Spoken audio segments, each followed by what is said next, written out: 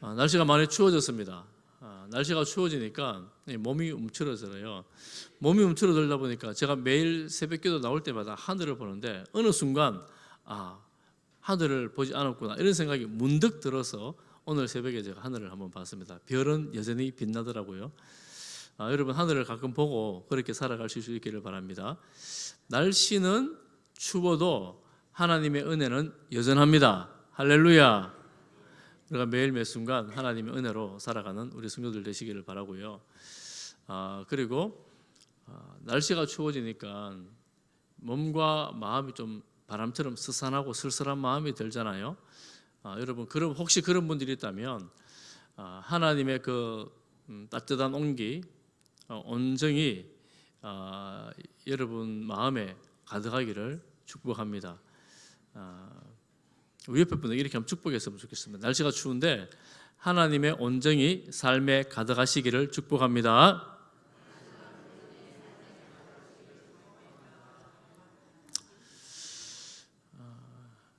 낙엽도 떨어지고 날씨도 추워지고 마음도 쓸쓸하고 외롭고 이 마음이 오늘 본문에 예수님의 마음이 아니었을까 라는 생각을 하면서 말씀을 시작합니다.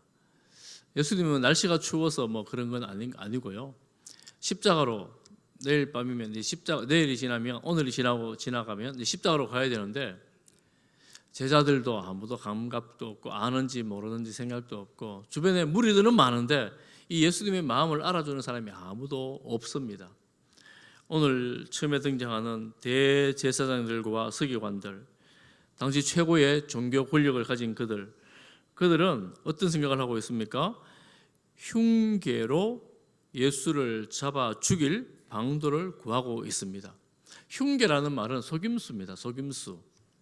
정상적인 방법으로 이 미운 예수를 죽일 수 없으니 어떻게든 흉측한 계략을 꾸며서 예수를 잡아 죽이려고 이렇게 생각을 하고 있습니다.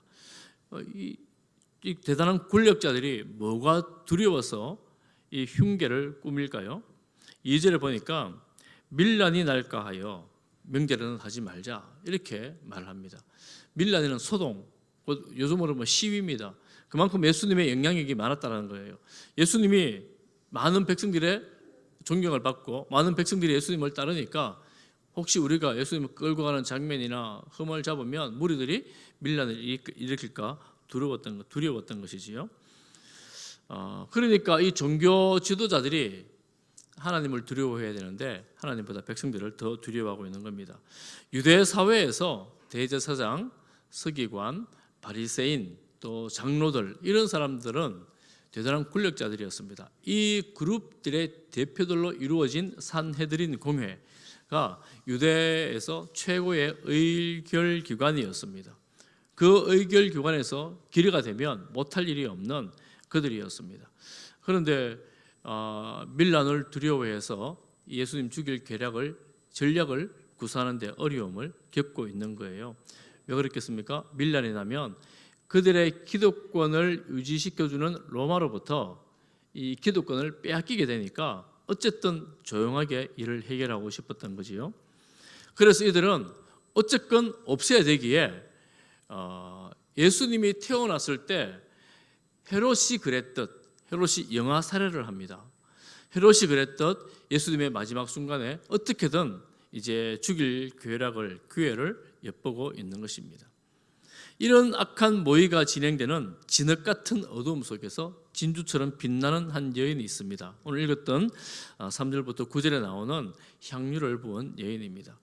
예수님께서 식사를 하고 있는데 그 식탁 어디인가로 가서 값진 향유, 순전한 나드 한 옥합, 이 향유병에 든 옥합을 가지고 깨트려 예수님의 머리에 부었습니다. 깨트려 부었다는 것은 이 향수는 여러분 조금만 쓰잖아요. 그런데 깨트려 부었다는 것은 이걸 다 부어버리겠다는 겁니다. 주변에 있던 제자들이 깜짝 놀라서 이 여인을 책망합니다. 화를 내며 책망합니다. 어찌하여 이 귀한 인도산 수입산 명품 향유를 허비하느냐, 요즘 말로 하면 낭비하느냐.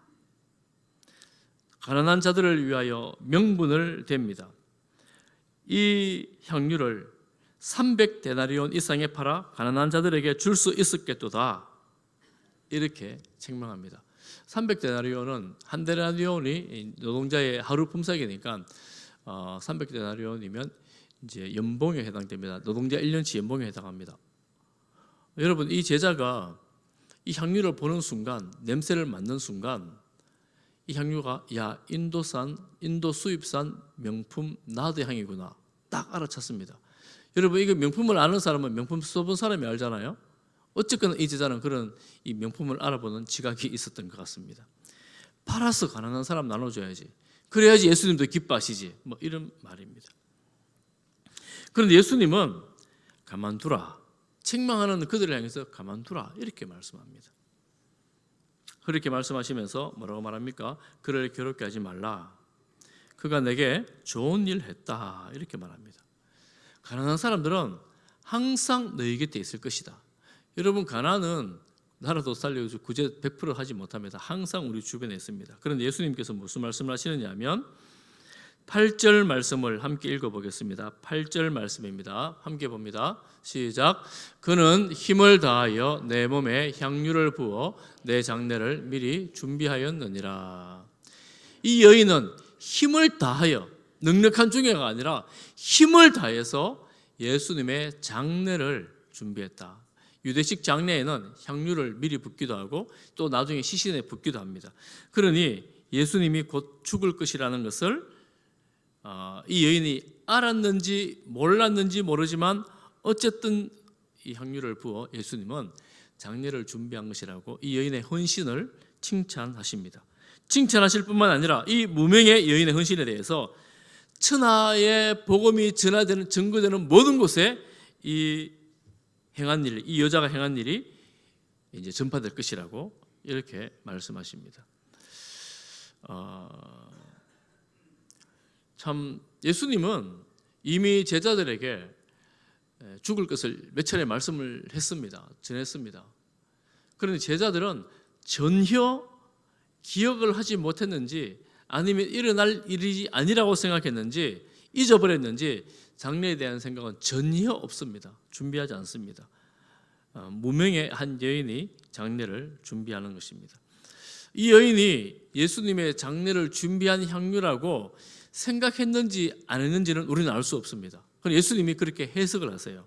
그럼 이 여인에게 의도는 우리가 정확히 모르지만 한 가지 확실한 것은 예수님을 굉장히 사랑했다라는 것입니다. 사랑한 것만은 확실합니다. 그리고 감사함으로 헌신한 것이 확실합니다. 여러분, 많은 사랑은 많은 헌신을 낳게 합니다. 많은 감사는 많은 헌신을 낳게 합니다. 이렇게 보면 주변에서는 예수님이 죽일 음모를 꾸미고 있지만 헌신의 이 향기가 온 집안에 진동을 하고 있는 거예요. 가룟 유다, 이렇게 헌신의 향기가 온 집안에 가득할 때 가룟 유다는 무엇을 하는가? 읽진 않았지만 10절 말씀에 보면 예수를 넘겨주려고 대제사장들에게로 갑니다. 가룟 유다는 평소에 대제사장들과 내통하는 자였는지 잘 모르겠습니다. 왜냐하면 대제사장의 무리들이 모여서 지금 예수님 어떻게 죽일까를 음모를 꾸미고 있는 자리에 가룟 유다가 담대하게 그들에게로 가는 거예요.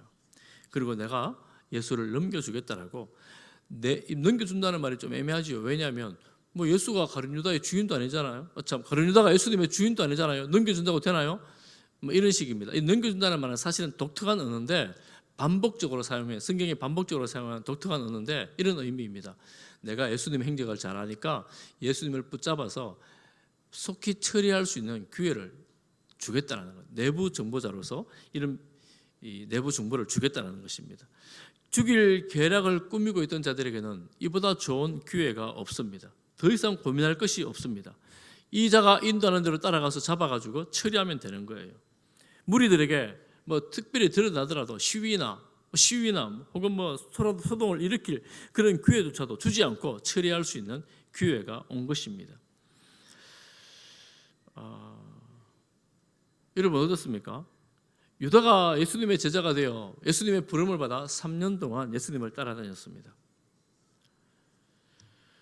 그가 돈을 사랑한 제자이긴 하긴 하지만 돈 때문에 예수님을 팔아넘겼다라고만 보기에는 뭔가 어색함이 있죠.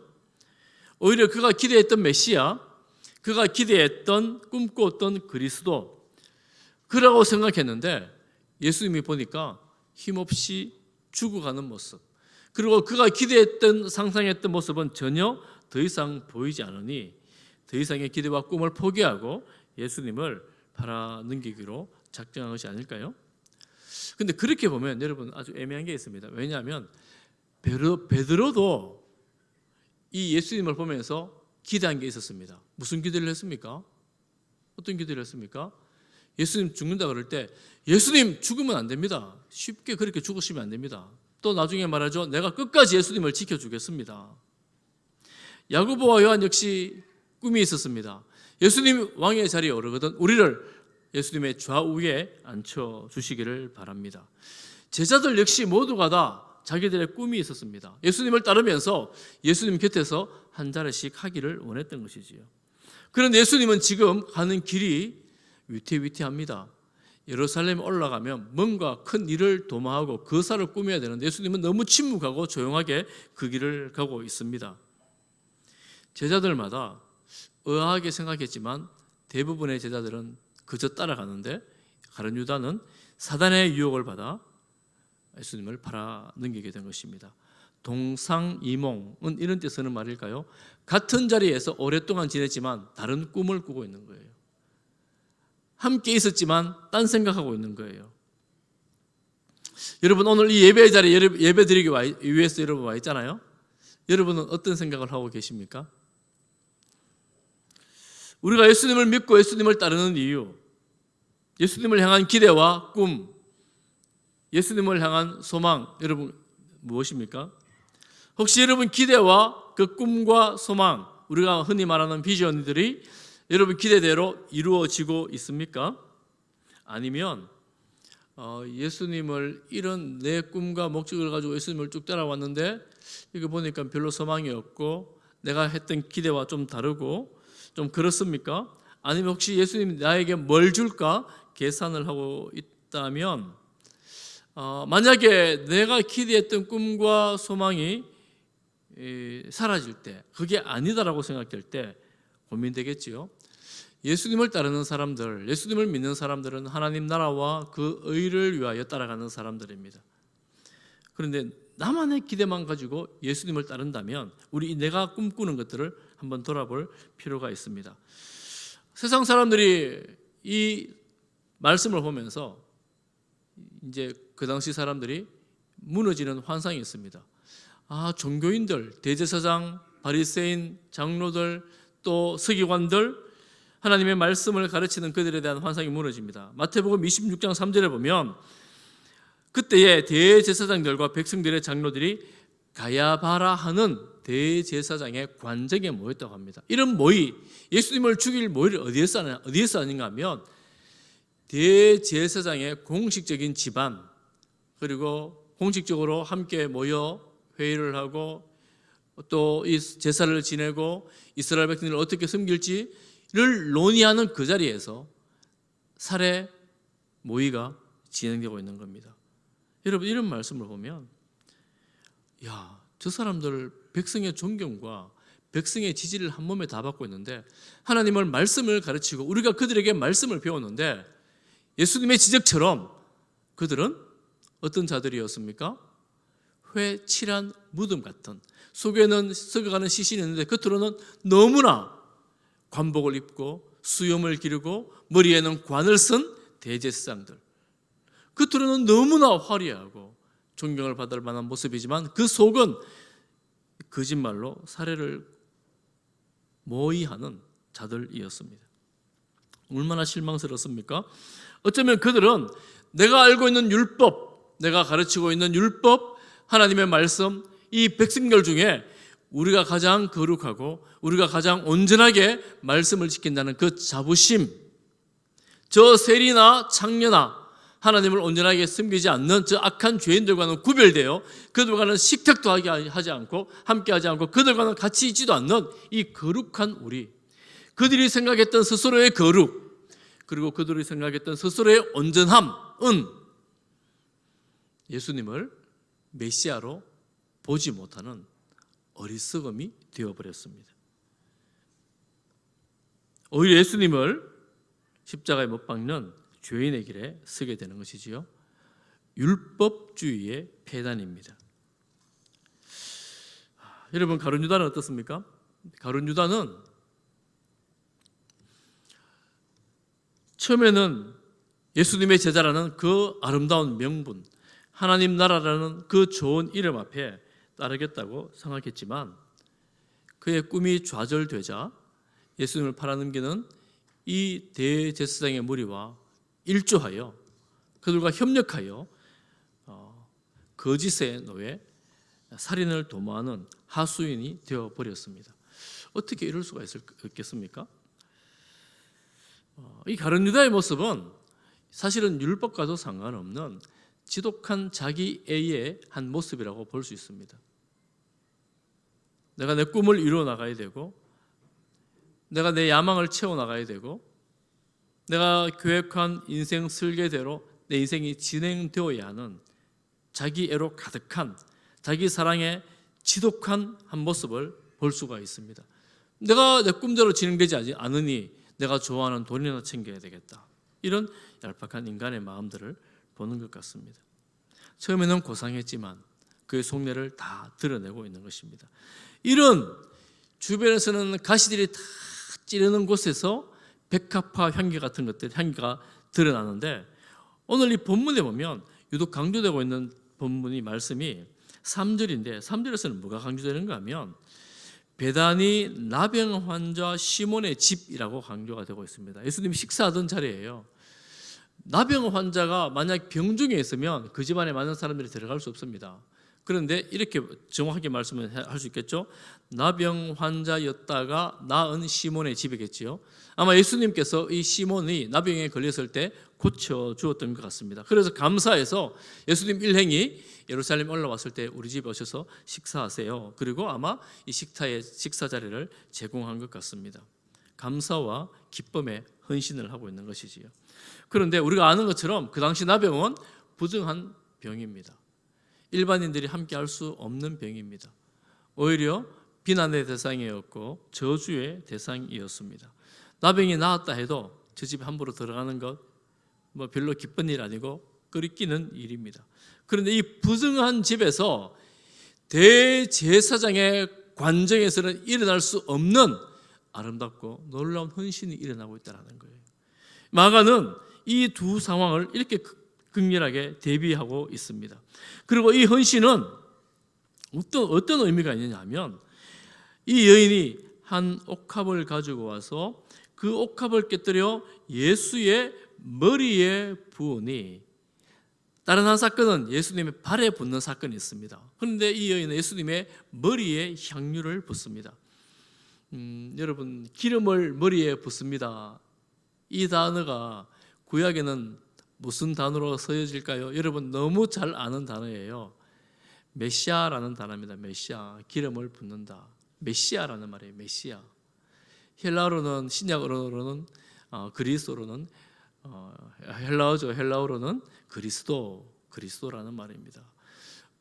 이 여인이 의도하지는 않았는데 무명의 여인이 예수님의 머리에 메시아 향유를 부음으로 메시아가 되는 거예요. 예수님이 그리스도로 드러나게 되는 겁니다. 이 상징적인 사건이 되어버리는 거예요. 의도하지 않았는데 깊은 사랑과 감사로 헌신을 했더니만 이 과정에서 하나님의 뜻이 이루어지고 있는 것입니다. 너무 놀라운 사건이잖아요. 그러니 이 사건은 대대로 계속해서 증거가 되어야 되는 그런 사건이 되어버렸습니다. 이 여인이 가졌던 마음, 우리가 가지기를 간절히 소망합니다. 이 여인이 가졌던 헌신의 마음, 헌신의 근본 동기, 사랑, 감사, 모르겠습니다. 이 여인이 이전에 예수님에 의해서 무슨 병이 나왔든지 깊은 죄에 빠졌는데 예수님께서 그 죄에서 자유함을 선포했든지 이런 일들이 있었겠지요. 그런 일에 대한 감사 혹은 더 이상의 사랑으로 주 앞에 다 드리는 거예요. 성도들은 마음이 참 중요합니다. 여러분 지금 마음이 어디를 향하고 있습니까? 주님을 향한 사랑이 우리에게 다 있지 않습니까? 여러분 주님을 향한 사랑으로 다 나오지 않았습니까? 이 사랑이 시간이 지나고 그리고 날이 지나면서 더 깊어질 수 있기를 간절히 소망합니다. 그 사랑으로 인하여 가시밭에 백합화 예수의 향기 날리니 할렐루야 아멘. 이 사랑이 증거되어지고 나타나고 열매가 맺어지는 것입니다. 그런데 생각을 해보면 우리가 주님을 사랑한다고 해서 이토록 이런 사랑을 할 수 있을까? 자신을 돌아보면, 저 자신도 그렇습니다. 돌아보면 참 성도라고 하는데 세상적일 때가 있어요. 세상에 살면서 세상적인데 성도예요. 이게 왔다 갔다 하고 좀 혼란스러워요. 여러분 그렇지 않던가요? 좀 그렇습니다. 그래서 우리 성도들에게 반드시 필요한 것이 뭐냐면 성령의 임재와 성령의 충만입니다. 사랑하는 성도 여러분, 여러분 심령에, 여러분 영과 육에 하나님의 성령으로 충만하시기를 축복합니다. 성도들은 성령 충만하지 않으면 혼란한 세상 가운데에, 거짓된 세상 가운데에 살아갈 수가 없습니다. 정상적인 성도로 살아갈 수가 없습니다. 그래서 성령으로 충만해야 합니다. 말세를 살아가는 그리스도인들에게 에베소서에서 권합니다. 술 취하지 말고 성령으로 충만하라. 할렐루야. 여러분 성령으로 충만한 주의 백성들 다 되시기를 바랍니다. 성령으로 충만하다라는 것을 오늘 본문의 말씀으로 본다면 향유를 부은 이 무명의 여인처럼 주님을 그토록 사랑하는 것입니다. 주님을 이토록 사랑하는 것입니다. 그렇다면 성령 충만한 그런 삶을 살아가는 듯 주님 앞에 살아갈 수가 있을 것입니다. 이런 헌신을 했던, 놀랍고 위대한 헌신을 했던 사람들이 기독교 역사에 여러 명이 있습니다. 그 중에 한 명을 소개하자면 존 헤론 선교사님 이야기인데요. 1895년에 제물포항에 입항하여 우리나라의 최초의 현대식 병원이었던 광해원의 2대 원장이 되었습니다. 1대가 알렌이었고 2대가 존 헤론 선교사였습니다. 최초의 장로교 선교사라고 합니다. 그 이력을 보면 좀 대단합니다. 테네시 종합대학교 의과대학을 개교 이래로 최우수 성적으로 졸업하였습니다. 교수로 초빙되었습니다. 그런데 하나님의 말씀에 순종하여 조선의 선교사로 왔습니다. 미국에 남아서 의대 교수를 한다면 얼마나 그 명예로웠겠습니까? 또 얼마나 부를 쌓을 수가 있겠습니까? 그래서 세상의 관점에서 보면 그의 선택은 낭비, 오늘 4절 말씀, 이 향유를 허비하는가, 너의 인생을 낭비하는가, 너의 인생을 허비하는가 할 수 있을 테지요. 하물며 그는 1890년에 그가 1885년에 한국에 왔고 1890년 7월에 이 세상을 떠나게 되었습니다. 우리나라 풍토병 이절에 걸려 이 세상을 떠났습니다. 그러니 이 조선 땅에서 사역한 것은 불과 5년에 불과합니다. 그때가 나이 33살이었습니다. 그러니 여러분 이 사람을 아는 사람은 그 부질없이 아무도 모르는 땅에 알아주는 사람도 없는 그곳에 가서 생명을 버렸나, 뭐 이런 생각하지 않았겠습니까? 이런 말 하지 않았겠습니까?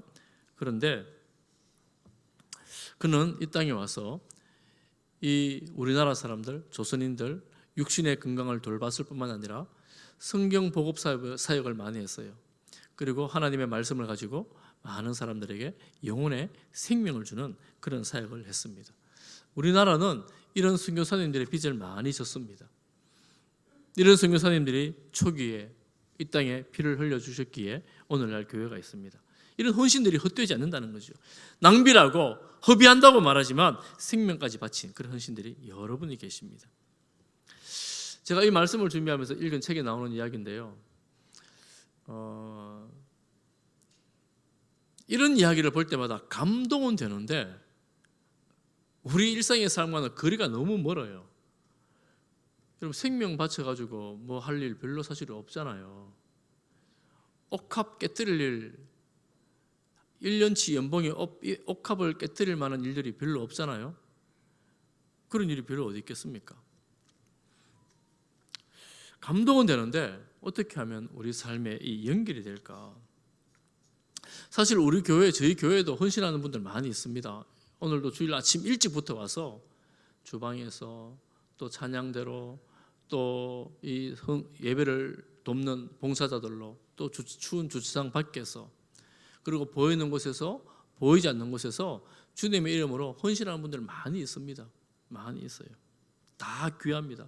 시간과 재물과 은사와 재능을 들여서 정말 감사함으로 기쁨으로 섬기는 분들이 많이 있습니다. 너무너무 귀한 분들이죠. 그래서 우리 교회가 이렇게 유지되어 가고 있는 것입니다. 그 중에 제가 한 분을 좀 소개할까 합니다. 우리 교회 나오신 지 오래되지 않으신 분이신데 참 평생 일하신 여자 성도님이십니다. 그리고 지금도 일하고 계십니다. 최근에는 참 너무 혹독한 어려움 가운데서 지내고 계신 분인데 우리 교회 오신 지 얼마 안 됐으니까 건축하고 나서 오신 것 같아요. 건축 시작하고 나서 제가 보니까 되게 많은 건축금을 하셨어요. 제가 놀라가지고 뭐 이렇게 말씀할 기회가 있어서 말씀을 했더니만 어떻게 이렇게 하셨나니까 적금을 깼대요. 누군가에게는 한 번에 할 수 있는 크지만 한꺼번에 할 수 있지만 누군가에게는 수년을 모아야 되는 그런 많은 건축금을 드렸어요. 뭐 그냥 적금 만기돼서 드렸어요. 뭐 이렇게 그냥 편하게 말씀하셨어요. 제가 그분을 옆에서 보면서 그분이 기도하고 그분이 예배드리는 삶 보면서 이분이 주님을 얼마나 사랑하는가를 알게 되었습니다. 기도할 때마다 눈물의 기도로 주님 앞에 간절히 부르짖어요. 상황이 사실 어렵기도 해요. 녹록지 않은 형편이거든요. 그런 어려운 형편에서 기도할 때마다 눈물로 주님의 이름을 부르고 주님의 위로가 아니면 견딜 수 없는 혹독한 어려움 가운데서도 하나님의 위로로 하나님 말씀이 주는 힘으로 하루하루를 살면서 일하고 그런 말씀도 하시더라고요. 어떤 때는 일하는 데서 한켠에서 또 기도하다가 또 눈물 나면서 또 기도하니까 옆에 있는 분이 와 우노 이러면서 이런 말씀까지. 그러니 그의 삶이 기도이고 하나님과 동행하는 삶이고 주님의 위로가 있는 그런 삶이었습니다. 아마 이분의 그 헌신을 주님께서 기쁘게 받으신 줄을 저는 믿습니다. 우리가 주님의 사랑함이 많다면, 주님을 많이 사랑한다면 많은 헌신을 할 수 있죠. 주님의 사랑이 너무 고맙고 감사할 때 우리가 많은 헌신을 또한 할 수가 있습니다. 그 찬양이 있잖아요. 내게 있는 향유옥합 주께 가져와. 이 찬양을 보면 구구절절히 주님을 많이 사랑하는 그런 고백들이 담겨져 있는 것을 볼 수가 있습니다. 그런데 사실은 우리가 이렇게 주님을 사랑하고 헌신할 수 있는 근본 원인 제공자는 하늘나라에서 하나님의 그 영광, 이 땅을 초월해 계신 독생자 성자 예수님께서 그 영광을 내려놓으시고 초월을 내려놓으시고 이 땅에 내려오신 그 사건 때문입니다. 인간의 몸을 입고 이 땅에 오셨을 뿐만 아니라 인간의 제한에 갇히시고 배고프시고 주무셔야 했고 연약한 중에 있었고 채찍에 맞으셨고 십자가에 죽으시기까지 자신을 다 내어주신 그 사랑을 우리가 받았기에 그 사랑에 감사하고 그 사랑에 우리도 더한 사랑으로 주님께 나가게 되었습니다. 사랑하는 우리 성지의 모든 가족 여러분, 성도 여러분, 우리가 주님을 더 사랑할 수 있게 되기를 간절히 소망합니다. 여러분, 시간이 지나면 여러분 오늘에서 내일이 되면 우리가 우리 인생의 종말로 한 걸음 더 나아가는 거예요. 슬프지요? 그런데 우리가 주님께로 한 걸음 더 나아가는 걸음이라면 복된 걸음이 될 것입니다. 그래서 하루하루 살면서 주님께로 한 걸음 한 걸음 더 가까이 나아가는 우리 성도들이 되기를 축복합니다. 혹시라도 주님께로부터 멀어지려는 어떤 계획이나 시도가 있다면 여러분 그 마음을 다 내려놓으시고 주님께로 한 걸음 더 나아가는 사랑하는 주의 백성들 되시기를 주님의 이름으로 축복합니다. 기도하겠습니다. 사랑하는 하나님 아버지, 우리를 사랑하사 독생자 아낌없이 우리에게 보내주시고 귀한 생명 주심으로 구원하신 주님 감사합니다. 우리가 매일매일 순간순간 주님께로 한 걸음씩 더 가까이 나가는 주님을 조금 더 사랑하는 주의 백성들이 되게 하여 주옵소서. 예수님 이름으로 기도하옵나이다. 아멘.